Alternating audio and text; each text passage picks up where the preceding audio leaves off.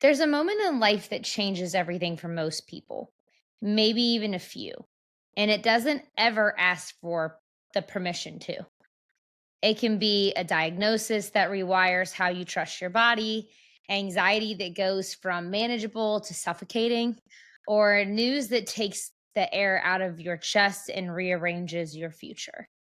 Or maybe a life shift that you knew was coming, but could never be prepared for, like becoming a parent, or losing who you thought you were going to be in adulthood, or realizing the old version of your life isn't ever coming back. These moments don't usually whisper or sneak in, they come crashing down. They shake your sense of safety, your identity, your confidence, your timeline. And usually it's the first time you feel anything like this because they're all different. But once they happen, you're not just going through something, you're trying to survive in a world that suddenly feels unfamiliar or foreign with a body or a mind or a role or all of the above. You didn't choose, or maybe you did, and now you're living inside of it regardless.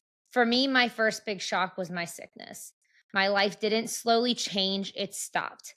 My body turned unpredictable, my independence disappeared, and everything I thought I knew about myself had to be rewritten in real time. And I think what hit the hardest wasn't just losing my health, it was losing the version of me that existed before all of it, too. The girl who didn't have to think before making plans, who didn't have to measure her energy, who trusted her body without questioning every sensation. There's a grief that comes with that, and it doesn't announce itself. It just settles into your soul quietly, disguised as confusion and frustration and this constant feeling of, why does everything feel harder now? And that's the part no one really preps you for. The moment you realize this isn't just a hard season, you've stepped into a completely different reality. You're not just adjusting your circumstances, you're learning how to live as someone new. You wake up one day and your old life doesn't fit anymore, or it's just honestly gone. No warning, no clues, everything just all of a sudden changes. The routines, the plans, the version of you that could do things without thinking twice. It's not dramatic, it's disorienting, like being dropped into a completely different timeline, literally. And maybe your moment didn't look like sickness. Maybe it was anxiety that started running the show. Maybe it was grief that split your life into a before and after. Maybe it was becoming someone new, a parent, a caretaker, a different version of yourself, and realizing there's no way to go back. Whatever it was, the common denominator is this: your world shifted, and no one gave you a map for how to live inside the new one that you're in.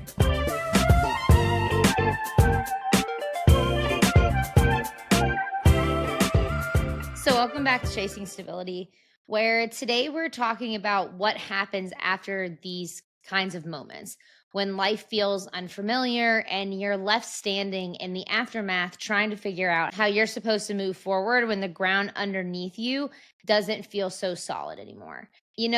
There's this silent pressure to be okay once the initial shock passes, to function, to adapt, to act like you know what you're doing again.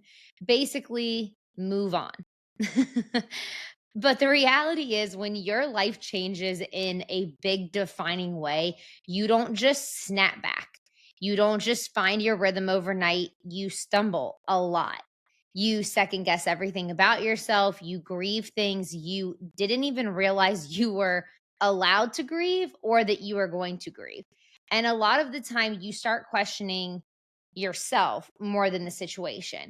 Why does this still feel so heavy? Why am I not stronger yet? Why does everyone else seem to be moving on while I feel stuck in place? And then that one question that like digs into our soul: am I supposed to be okay by now? This is where people start being hard on themselves, but it's also where this conversation really begins. Because when life feels foreign, the goal isn't to be healed. It isn't to be positive. It isn't to find a lesson fast enough to make everyone comfortable. Sometimes the first real step forward is simply learning how to stay afloat in a new life that you didn't or you did choose without shaming yourself for not being comfortable in it yet. Because let's just be completely honest with ourselves. When the shock sets in of something new, I don't care what it is. It's not just about what changed. It's about how you feel on the inside. And change like this doesn't just disrupt your routine, it disrupts your sense of self. And when your body betrays you, or when anxiety starts calling the shots, or something breaks in the world you built your life around, you don't just adapt overnight, you freeze. You start questioning decisions you used to make on autopilot. You second guess your instincts. You hesitate before saying yes to things you used to just jump right into. Not because you're weaker or anything like that, but because the version of you that trusted herself or himself didn't survive the change in the same way you had survived change before. And that's the shift in self. Identity loss doesn't always look super dramatic. Sometimes it just looks like wondering why you feel smaller in rooms you used to shine in, why confidence feels forced instead of natural, why trusting yourself suddenly feels like this huge risk. Because when your life shifts without your consent, your brain learns a lesson it didn't ask for. Things can change even when I'm doing everything right. And once that belief really like settles in, self-trust takes a huge hit. You stop relying on your body, you stop relying on your mind, you stop relying on your timing. You think, if I couldn't prevent this situation, whatever it may have been, what else can I not control? And that's where confidence starts unraveling, not because you forgot who you are, but because you don't know which version of yourself you're allowed to trust anymore. The old you made sense in that old life, but this life asks different things of you, different limits, different awareness, different pacing. So, yeah, you're 100% grieving, not just what you lost, but the certainty you used to have in yourself. And nobody talks about how lonely that part truly is. Because on the outside, it looks like you're handling it, right? Or you're just like moving on. But inside, it feels like learning how to genuinely walk again. It's slow, it feels awkward. You're unsure if the ground is actually solid or if it's going to be pulled from underneath you. It's usually when people start being hard on themselves. They call it weakness or fear or falling behind. But really, it's the nervous system trying to orient in a life that doesn't feel familiar anymore. And the truth is, you don't rebuild confidence by pretending this version of you doesn't exist. You rebuild it by learning who she is now or who he is now and slowly letting them prove they're safe to trust again. One decision at a time, one boundary at a time, one honest moment at a time. For me, understanding that didn't come all at once. It came through losing my health. When my body stopped being reliable, everything else just kind of followed along. I didn't just lose energy or routine, I lost total trust in myself. I developed anxiety that didn't feel like worry. It felt like my whole entire nervous system was constantly sounding an alarm. And it was doing just that. And the PTSD that followed wasn't dramatic or obvious, it was subtle, quiet, everywhere. Suddenly, choices that used to feel simple felt so loaded. Leaving the house, making plans, trusting my body not to fail me in public, trusting my mind not to spiral the second something felt off. I remember the first time I thought, why can't I just be who I was before? But the truth was that version of me didn't survive what this one had to. So rebuilding self trust didn't look like confidence for me. It looked like small wins most people would never even notice. driving again when my body had convinced me it wasn't safe, showing up anywhere, even when anxiety told me I wasn't capable, learning my limits without letting them define me. And honestly, there were days I didn't feel brave at all, and I still don't. Most of the time, I just feel tired of being scared. But slowly, through those tiny, quiet decisions, I've started to slowly trust myself again. Not the old version of me, this new one, the one who has been through hell and is still willing to try. And that's when I realized something super important in all of this whole thing. Self trust after trauma isn't loud, it's gentle and it's cautious. It's choosing yourself even when fear is still in the room. And that version of trust, the one you built after things fall apart, is deeper than anything you've had before. So, maybe the most important thing to hear right here is this: losing your old identity doesn't mean you lost yourself. It means you're in the middle of becoming someone new. Before you know how she or he is, or how she or he moves, thinks, or survives, that discomfort isn't failure, it's transition. And transitions are loud and confusing and deeply humbling on so many levels.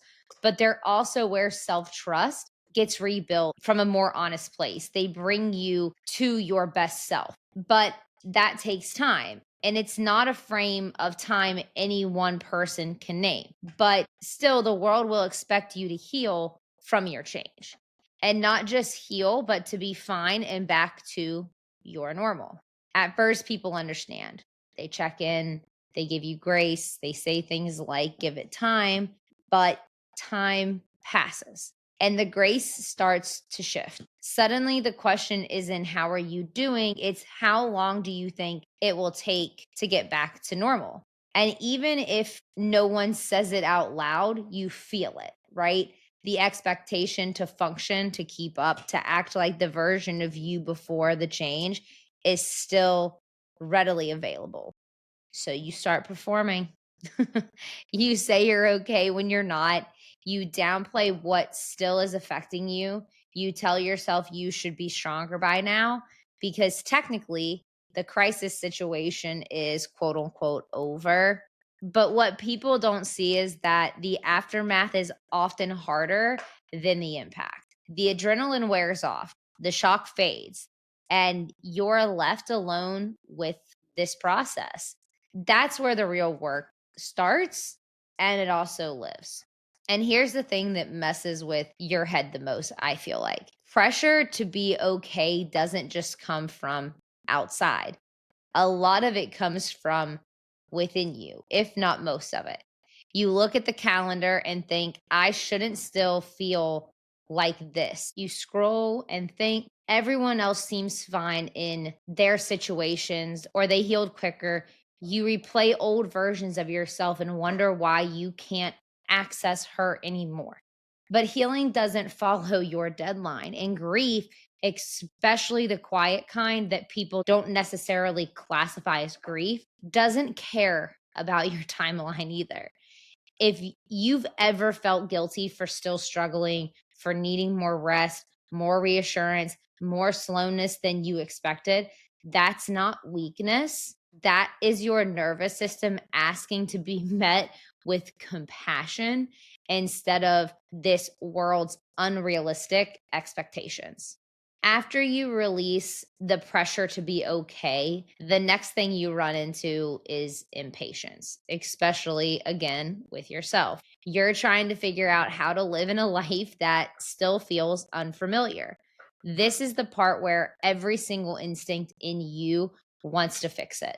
You want to figure it out, move on, be better, find the lesson, make it mean something fast enough to justify the pain. We as humans tend to think everything has a finish line. But the truth is, for me at least, it's been an ongoing race for years without a finish line in sight. 10 years of learning how to listen to my body again, how to calm an anxious mind that still flares up unexpectedly all the time, how to live without constantly waiting for the other shoe to drop. And maybe what's been the hardest to accept is this: the amount of healing I've done still didn't turn me back into my old self. It's changed me into someone new who is still healing and still adjusting and still growing. For a long time, I felt behind because of that. Like I was doing it wrong because I wasn't done, because pieces still hurt, because anxiety still shows up, because my body still has limits I didn't plan for. But healing doesn't move in straight lines. It rarely ever just goes upward. It circles, it revisits, it softens one thing while uncovering another. Living inside the unfamiliar meant letting go of the idea that I needed to fix everything before I was allowed to live, at least a little bit again. It meant learning how to hold space for progress and discomfort at the exact same time. Some days still feel extremely foreign to me. Some days I miss who I was before my body changed everything. Some days I wish I could say that part of my life is over now, but it isn't over. It's just been integrated. I didn't fail at healing because it's taking longer than I thought. I'm still here. I'm still moving. I'm still learning how to trust myself in a life that asks something very different from me now than it had before. Sometimes healing isn't about finishing the process, it's about learning how to live well inside of it, because sitting in uncertainty feels unbearable. But healing doesn't actually happen in urgency, it happens in allowance. Living inside the unfamiliar doesn't mean you give up, it means you stop forcing clarity before it's ready. You don't rush it, you meet it where it is. You build life around it and around what's real now, not what you wish had never happened. It means letting yourself be the version of you that's still learning what your body can handle now, still learning what your mind needs now, still learning what your life actually looks like now. Instead of asking, how do I get back to who I was? You kind of start asking, who am I becoming through this? And that shift matters, because when you rush to fix unfamiliarity, you miss the information that it's trying to teach and give you. The unfamiliar teaches you new boundaries, new rhythms, new limits, and ultimately your new strengths. And yes, it's uncomfortable as hell. It's awkward not recognizing yourself. It's lonely not knowing how to explain what you're going through, let alone what you need from people and how to ask for it. But this phase isn't meant to be mastered, it's meant to be lived through. You don't have to love this season, you don't have to understand it yet either. You just have to stay honest inside of it. And eventually, without being forced, this new life starts to feel workable or more manageable.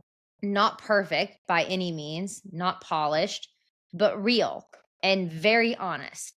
And when you look back, you realize you didn't fix this new version of yourself. You just started learning how to exist inside the unfamiliar without abandoning yourself. It's this strange in between where nothing feels normal, but you're no longer drowning in it either. Where life hasn't gone back to what it was, but you've started to find tiny moments that help you breathe here again.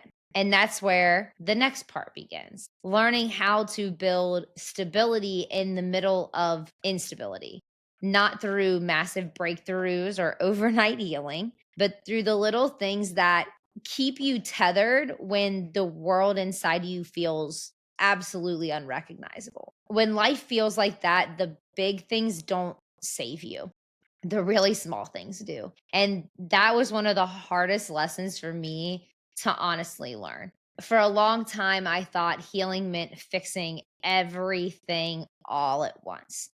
I thought if I could just get my health back or my confidence back or my routine back, I'd finally feel like myself again. But healing never showed up that way for me, not once. My recovery didn't arrive as a miracle moment. Here's hoping that it's coming. But seriously, it came in, tiny, almost forgettable ways, things that didn't look like progress, but were definitely progress. There were days when the only thing I accomplished was walking to the mailbox without feeling dizzy, or when healing was just managing my anxiety long enough to get into a car and drive to my friend's house. Days when my body was so unpredictable that the victory was simply making it through without crying. And here's the truth most people never talk to people about. Those tiny moments matter just as much as the big ones. Honestly, I think they mean more. Because when your world gets shaken, whether it's sickness or grief, trauma, parenthood, heartbreak, anxiety, or anything and everything that rewires your nervous system for you, you don't rebuild through these huge look at me healed moments. You rebuild through anchors, small, steady practices that tell your mind and body, we are still here, we are still safe, we are still moving forward. And for me, those anchors looked like walking every morning to get the movement going, or Bible study podcasts that help bring clarity and gratitude to my life every single day, sitting outside for 5 minutes just to feel real air on my face, talk to my best friend daily to help fight the feeling of being alone, playing one song that grounded me when the PTSD made my body want to run out even from my own house, stretching instead of pushing myself into a workout that my body isn't ready for, letting myself cry without deciding it meant I was failing. Tiny things, like seriously very unimpressive things, but honest things. Because healing after your life breaks open, whether physically or emotionally, it's mostly made up of moments that don't feel like healing at all. And I wish someone had told me that sooner. I wish someone had said, you don't have to be okay. You just have to stay connected to yourself in small ways. And eventually you'll start to feel like you in a new, different way. Because those are the pieces that gently stitch you back together. And even after nearly 10 years of healing, guess what? I'm still learning. I'm still unlearning fear. I'm still finding anchors that remind me I'm safe inside a body that once terrified the shit out of me. And honestly, that gets to be okay because healing doesn't mean you finish, it means you stay one moment at a time with yourself, even when everything feels unfamiliar. And that's all an anchor really is, a small reminder that you haven't abandoned yourself in the middle of all of life's chaos. But even with all the grounding practices, all the tiny anchors, and all the slow breaths you force yourself to take, there comes a point where your human strength just kind of like runs out, where the uncertainty is louder than your logic, where the fear shows up before your feet even hit the floor, where the future feels too big and too blurry to carry alone. When life feels foreign, faith becomes less of a concept and more of a lifeline. Not the pretty kind, not that everything happens for a reason kind, but the quiet, trembling kind that whispers in the midst of the night, I don't know what's happening, while you're on your knees, completely lost. Sometimes all you have is the reminder that even when you feel completely untethered, you are still being held by something steadier than you. Not because you're strong, but because you're supported. And I think that's what shifted everything for me.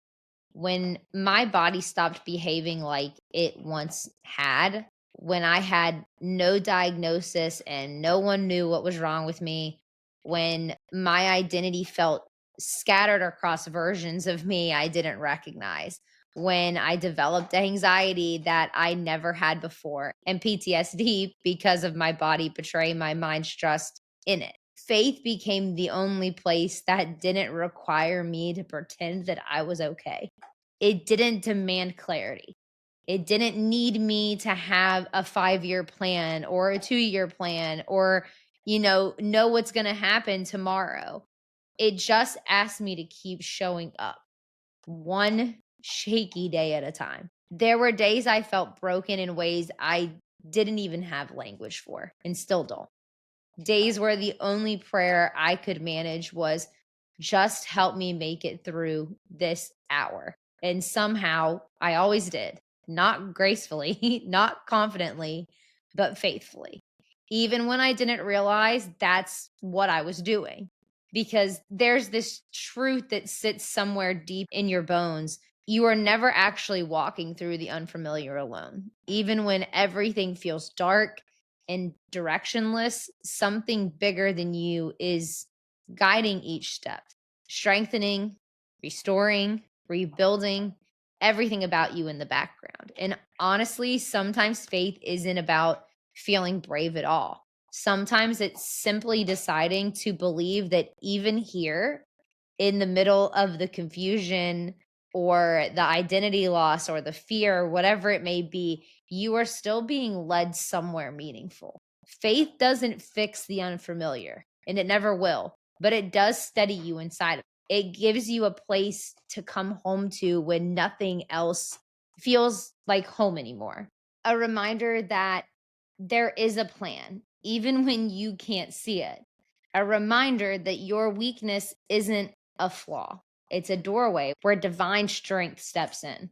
And that's the kind of anchor nothing can ever shake. So, before I wrap up this episode, I want to leave you with a handful of gentle truths that I wish someone said to me while I was still in the depths of my foreign season.